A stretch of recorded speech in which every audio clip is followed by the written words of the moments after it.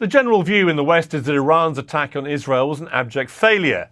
Whether or not it was a genuine attempt to wound the Israeli state or just a billion-dollar fireworks display, it didn't work. 99% of the drones and missiles were shot down by Israel's allies and its Iron Dome.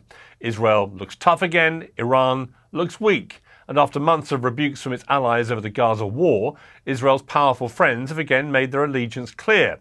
So what did Iran have to gain? Well, first things first, the Iranian regime is loathed by its own people. Enemies mean survival. It had to be seen to respond to the Israeli attack on its consulate in Syria. And to those who glibly say Iran has the right to defend itself and America would respond with force, which rock have you been living under? Iran has been poking the hornet's nest through proxies for years.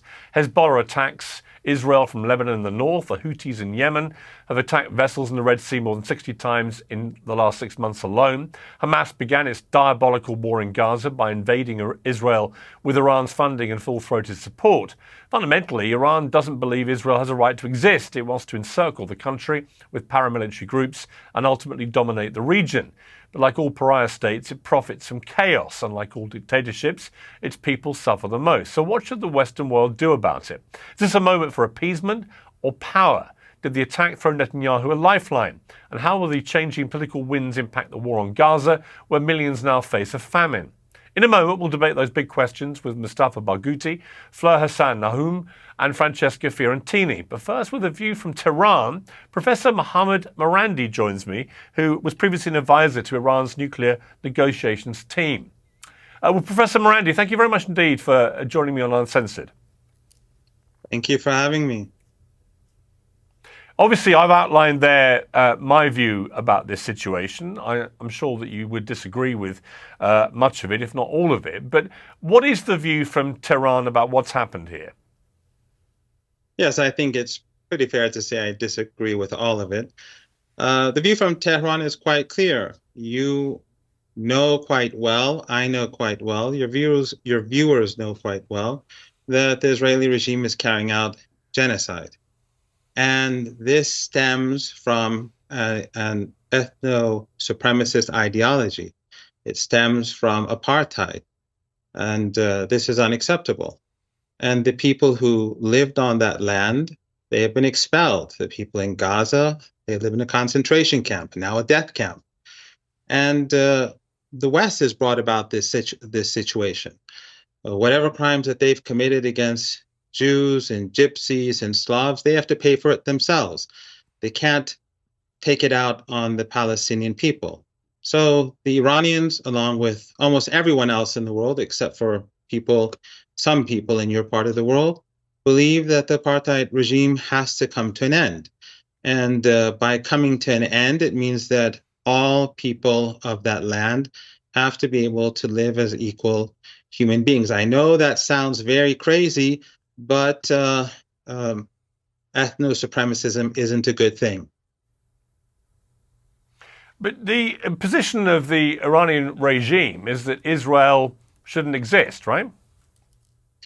Well, the position of the British regime is that Israel as an apartheid state should continue to exist. The position of the American regime is Israel is... If you could, look, that wasn't the question I asked you, but is the position of Iran's regime... I'm answering. That is, but what is the answer to that question?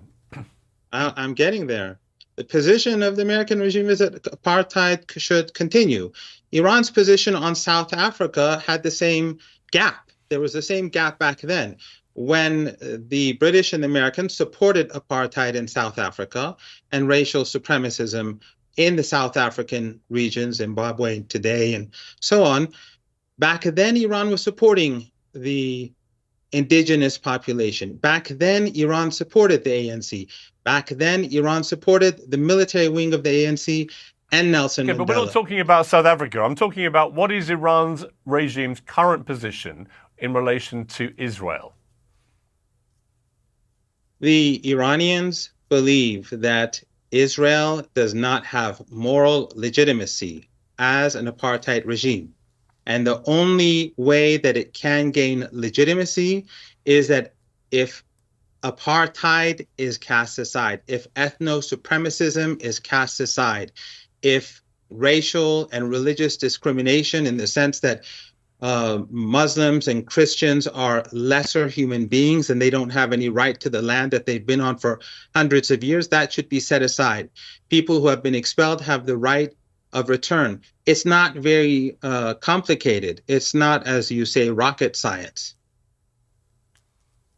Well, it may not be complicated to you, but what looks complicated to us is that what Iran has been doing in the last few years, if not decades, has been supporting via proxy groups like the Houthis in Yemen, Hamas in Gaza, Hezbollah in Lebanon, funding and helping to train them to commit acts of war against Israel, firing endless rockets, and as we saw on October the 7th, committing an act of heinous terrorism. So it's not quite as simple as you're trying to picture this, is it? Iran has had a vested interest in supporting terror against Israel for a very long time.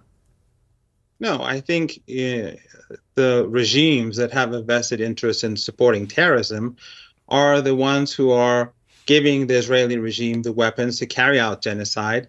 And the genocide began long before October the 7th. And the Gaza Strip was a concentration camp long before October the 7th. You know as well as I that October the 7th didn't occur in a vacuum. And the terrorism has been carried out regularly by the Israeli regime on the Palestinians of the Gaza Strip for decades. It regularly bombed them and killed them. And it's not just the Gaza Strip. I think roughly 400 Palestinians have been murdered in the West Bank over the past 6 months. These are regular occurrences, but it doesn't register in the West because, again, the Israelis they are European. It's a European colony. They have priorities over the brown people of the land. But it is a fact that Palestinian children, according to the statements made by senior Israeli officials, Palestinian women, according to members of the Knesset, they are lesser people. If you look at the South African complaint, they clearly point out the views of these people and the starvation siege and the intention to starve the people of Gaza, women and children. That is because they look at them as inferior people. This is not about two armies. This is about a subjugated people trying to stand up for their rights. If you were in Germany, and how would you? Let me ask you, Professor. How would you categorize what happened on October the 7th? Was that a terrorist attack? No, it was a retaliation of a people who were imprisoned and who were starved and who were regularly battered, and people who were imprisoned. So you think, just to be clear, you think that the slaughter of 1,200 people, the raping, the maiming, the incinerating, the mass murder that went on that day by a group whose own spokesman, the Hamas spokesman, said days after that, on television, on camera, that Hamas was wedded to committing the same act again and again and again, as often as it could, which actually is the purest personification of the genocide that you're talking about. You don't condemn that? You're being dishonest. There is no evidence. No, I'm not. There's no evidence of rape, and I ask your viewers to absolute look nonsense. Yes, nonsense. It's absolute nonsense that there's systematic rape, and if you are being dishonest intentionally, you are helping the Israeli regime continue its genocide by justifying it through dishonesty. So that's up to you to decide. There's no evidence of systematic rape. And just like the beheadings, there has been clear reported evidence of rape and sexual abuse against Israeli women. Clear, demonstrable evidence. I refer you and your audience to the good work carried out by people at the Gray Zone, at the Electronic Intifada, based in the United States. Many of them are people of they're excellent reporters, and you should invite them on your show to talk about these allegations. I've talked to top reporters who've covered this. Well, I'm interested that you only. I'm also interested that you only. I'm also interested, Professor, that you only want to deny that there was rape. You don't want to deny the incineration or the beheadings or the mass murder of Holocaust survivors, the kidnapping of several hundred people, including babies. I mean, do you condemn any of that, or do you think all of that is justified? Look, Piers, you're trying to play with words, and that's fine as long as you're not What words am I trying playing to with? just. Well, you're playing because there is no evidence of beheadings. You're just taking the dishonest Israeli regime's account, which they have no evidence, and people have written articles there about was this. demonstrable, proven evidence that people were beheaded. Provable Yeah, okay, evidence. And so you're saying. more than that, we know from Hamas's own video coverage of what they were doing in real time that they proudly broadcast to the world. They didn't try and hide this. I'm just curious why you, who is so incensed by what you see as Israeli genocide, why you would not be equally incensed by genocidal behavior from Hamas that day. No, you're not being honest, and that's where did they broadcast this footage of beheadings, the Hamas, to the world? Can you put it right now where you have a I didn't crew say right they now? broadcast the beheadings. There was evidence found of people who'd been beheaded. That was not broadcast, but Can what you show was the footage? broadcast was Can you show the footage? the one. I didn't say there was footage of the beheading. I said there was evidence found that people had been beheaded, right? But I would also say to you that what was There were broadcast cameras by all over the Hamas place. of Hamas slaughtering people and kidnapping people, I'm proudly boasting about it. Something you seem to be smirking about. I'm just smirking curious at what you. feel. I'm smirking at you Why? because you are clearly being dishonest. If there were people, innocent people, anywhere, whether in Palestine or elsewhere, who were killed by a soldier, by anyone, that is, of course, unacceptable. But then these claims of systematic rape and these claims of these are dishonest claims. People have done hard work to prove that there is no evidence for these systematic rapes and beheadings. And these were used as propaganda to justify the beginning of this Holocaust in Gaza. And those who continue to make these You talk about me being allegations- dishonest, Professor. You talk about me being dishonest, but what you've just said is an absolutely shocking example of dishonesty. Hamas didn't even try to hide what they did. They made no secret of their delight, their joy, their pride in what they were doing. Some of them rang family members back in Gaza to boast about what they'd just done, to old women, to children. And I'm just curious why you can't find yourself able to condemn this. In the day and age, Piers, in the day and age when everyone has cameras and there are cameras all over the place, show us the evidence. Show us the evidence. Especially in Israel, which is a society which has cameras all over the place. But you don't have footage of any beheadings and you don't have any footage of any rape. I wonder why. Well, there were bodies found who had been beheaded. That is a fact. So, okay, show them these bodies that have been beheaded. Show them on your show. Show those pictures. How many people do you think were killed that day? I think roughly 1,100, between 1,100 and 1,200. Many of them were soldiers. So you accept there was a mass slaughter. Does that constitute genocide to you? Is that an attempt at genocide? No, it's like you saying that the French resistance, which was operating against the Nazis, and they go and carry out an operation, and during that operation, some children are sadly killed. So you say, oh, so the whole French resistance is illegitimate, and the Nazis' occupation is legitimate. That's nonsense. If, as I said very clearly, wherever an innocent person is killed, that I condemn, everyone condemns, and I wish you would condemn, because a genocide is taking place. And you are putting forward claims without the justification to make them, without the evidence to make them. I would refer you again to those websites and those reporters and journalists who've proven that the claims were inaccurate, to say the least, and dishonest, most probably. Let me turn to, well, I agree about this, so people can make their own minds up, but let me turn to the missile strikes that Iran launched against Israel, 300 of them, it was spectacularly unsuccessful. I mean, it caused barely any damage. Again, you're smirking, you can explain why, but it was a spectacular failure, wasn't it, by Iran? Just a load of showboating and throwing fireworks in the air with actually no result whatsoever, other than they hurt one little girl. Of course, I'm smirking. It's funny the way in which you always frame things where the other and the non-Westerner is incompetent and incapable, and your fantastic Israeli allies are on top of their game. No, in fact, it was a major defeat for the Israelis and for the Americans. And why? Because the Iranians, from the very beginning, well, let me tell you.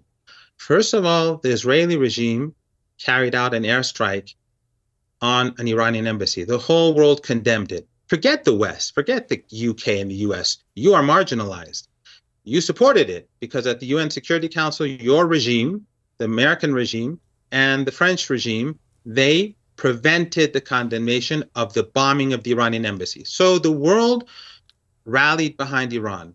And Iran said, we're going to retaliate. But what did Iran do? Iran played it very smart. They played 10 days of mind games with the Israeli regime, and then they declared that they're going to carry out the attack.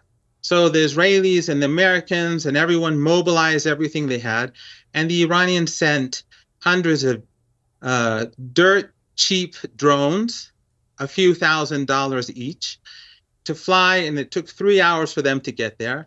And then your Israeli allies spent, according to their own estimates, $1.35 billion to down drones that didn't cost probably $2 million for Iran. The Iranians did not use any of their new technology. It was all old technology. So the Israelis gained nothing, but the Iranians gained a huge amount of information about the capabilities of the Americans and the Israelis. And I must say that most of the things were done by the Americans, not the Israelis or the British or the French. And then the Iranians sent a series of old missiles that they had in stock for a long time, none of it with the latest technology.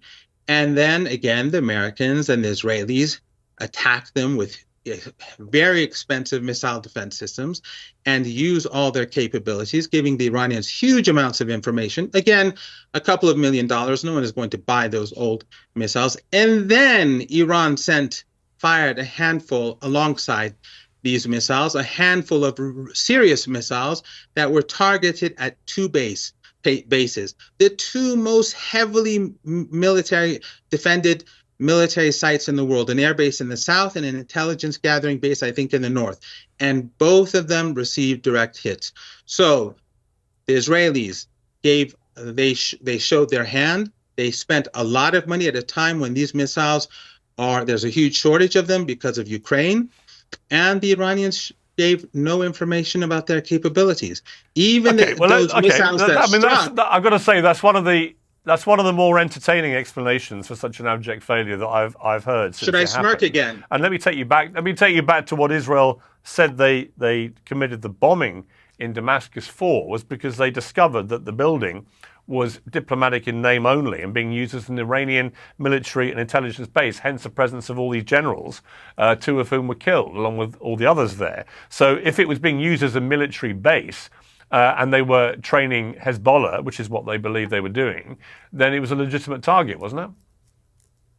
Well, of course, since you support the Israeli narrative and you are a friend of the people who are carrying out this Holocaust, this ongoing Holocaust, and you don't care about the people. I don't support any narrative. I'm just asking you whether if it was being used as a military base, was it a legitimate target if they're training Hezbollah to attack Israel? You have rather one of the most extreme narratives, and I think you're doing a disservice to truth by actually I don't at all.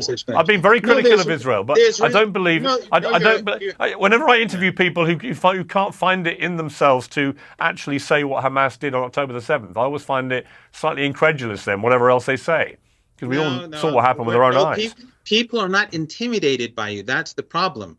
You can intimidate some of your own people, but you can't intimidate us. I don't want to intimidate anybody. I want to get to the That I want to find out. That era is I'm just fascinated. Okay, let me ask you this.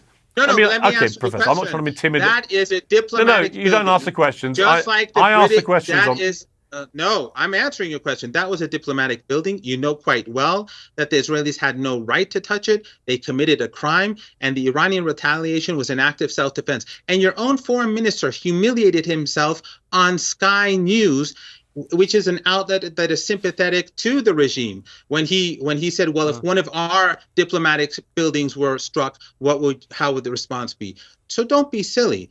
The Israeli regime, they're always lying, just like the Al-Shifa hospital. They're full of underground tunnels. Where were the tunnels? And then at the beginning, when they struck the Al-Hilli hospital and killed hundreds of people, they said, no, it was the resistance. And the Western intelligence agencies said the same thing. And then we saw them hit hospital after hospital after hospital after hospital. So you put your faith in the narrative of these child killers who bomb hospitals and destroy the very basis of humanity, the very basic needs for ordinary people in Gaza. Come on. And yet here's the irony, Professor. Here's the irony, is that all the attention that was falling actually on Israel's war on Hamas in Gaza, and whether it was a massive overreach and whether too many civilians were being killed, and when we saw the aid workers killed, obviously enraged people as well, it was all heading the way that Iran would have liked, which was general global outrage that was fermenting about what was going on there. Now, the narrative has changed, doesn't it? Because what we saw were countries like Jordan racing to help Israel defend itself against Iran's missiles, the ones that you've tried to dismiss but were actual missiles. And how does that help Iran's narrative that Israel are the bad people in the region when you have major Arab countries like Jordan and Saudi offering airspace and so on? How does that help your cause to try and isolate Israel? All you did was achieve the complete opposite, didn't you? Absolutely not. First of all, the people of Jordan know that the Israeli regime considers the Palestinians to be Amalek. We're not dumb, Pierce, and they're not dumb. The government of Jordan does not represent the people. You know this, and I know that. But more importantly... Well, the government of Iran doesn't represent the Iranian people, does it? It represents the Iranian people more than your government represents the British people. But the Iranians... Actually, I wouldn't say that at all. I would say that. The Iranians, when they carried out the strike, and by the way, just as well, I'll say that at the end. When the Iranians carried out the strike, they punished the Israeli regime and they humiliated the Israeli regime. But nothing is going to distract world public opinion from the Holocaust in Gaza. Don't think that the Israelis can do that. No one can do that. The Holocaust continues as we speak today.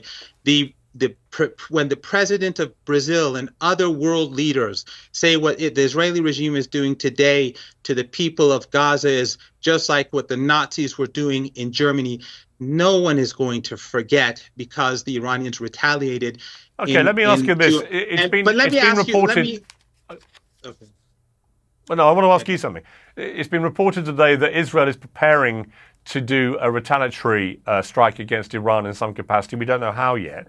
And it's been said, not least by you, that if war spreads, have no doubt all American bases in the Persian Gulf region will be destroyed, and those countries that host American bases will be guilty by association. All those gas and oil installations will be destroyed by drones and missiles.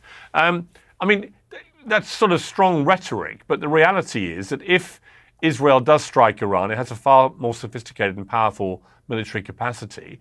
And if America was to defend it against any further retaliation of the kind that you're describing, then Iran would get wiped away, wouldn't it? I mean, you can't possibly compete with the combined military firepower of countries like Israel and America. Why would you pretend otherwise? That's your wishful thinking.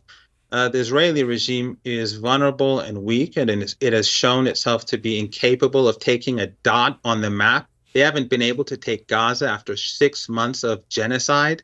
They haven't been able to take even northern Gaza after 6 months of genocide. They have to withdraw at least 100 to 200,000 people from northern Israel because they cannot stand up to Hezbollah. They cannot push Hezbollah back. They cannot defeat them. So you think the Israeli regime is going to defeat Iran? Why is it that the Americans are concerned about any Israeli attack because they know exactly what will happen. Next time round, Iran won't be firing those old drones to gather intelligence and to empty the Israeli and the American missiles. Next time, the Iranians will be sending thousands of missiles and drones that are top-notch, and the Israelis will be punished severely. And the reason why the Americans don't want this is because they know that the balance of power has shifted. Piers, let me give you a word of advice. Your media outlets, regardless of whether Russia or Ukraine is good or bad, that is another issue. Your media outlets in the West have been misleading the people for 2 years now, saying Ukraine is winning, Ukraine is winning. Suddenly, everyone is saying Ukraine is falling apart. Dishonest narratives and reporting dishonestly to your own people ultimately hurt the people of England and Europe and the United States. And your endless wars based upon this nonsense and this misinformation lead to huge waves of refugees. And then the people of Europe feel overwhelmed by these refugees that you yourself brought upon yourself. Yeah, I mean, I think I would return the favour here by saying to you, I think you should wake up to the reality of what your regime is doing. Because it's pretty clear, I think, to anyone who has looked at the situation in its totality, that what Iran has been doing is a direct response to the normalization of relations with Israel, with a number of countries in the Middle East that annoys Iran intensely because they don't recognize Israel as a state. So what Iran has been doing is funding and fueling terror groups like Hamas, Hezbollah, the Houthis, to constantly attack Israel, because what they want to do, particularly with October the 7th, is to dismantle and destabilize any more normalization of Arab countries with Israel, particularly Saudi Arabia, who are on the verge of doing it, which is why I think the utterly self-defeating firing of all these missiles the other day actually had the complete opposite effect. Jordan raced to defend Israel, and Saudi offered airspace and also helped defend them as well. And when that happens, it isolates Iran, not Israel. But anyway, we're going to leave it there. Professor Marandi, let me respond to that. Let me respond to that. Actually, it's the opposite. When the West continues to support the atrocities carried out by the Israelis, when the West openly supports an ethno-supremacist regime, and when the West supports genocide, the public across the region is turning not only against the Israeli regime, but against the West. A few families who are ruling over countries are not public opinion. And ultimately, by pursuing this, they are creating a rage that they cannot stop in future. And just one final point on a personal note. I experienced what the West does to the non-Western world. When your governments were supporting Saddam Hussein, when your governments were arming him in the 1980s, before you turned against him, your governments gave him chemical weapons. I survived two of those chemical weapons attacks. I survived both mustard gas, and I survived nerve agents that were provided by Western government to Saddam Hussein. And many people did not survive. The intentions of Western regimes are not benign. Your governments have done nothing but ruin and destruction for our part of the world and for much of the rest of the world. And now, because of the mess that you've created across the board, you're now ruining the lives of your own people. Okay, well, just for the record, I was the editor of the Daily Mirror, which led the UK media campaign against the Iraq War this in was 2003. Before that. So I know what you're saying. I'm just saying that I did that, and so your assessment of what I think about what has happened I know what you were historically here doing. may be slightly flawed. I was at the anti-war protests in London at that time, actually. So I know what you did. Right, but you were probably carrying But a it's Daily much Mirror more than banner that.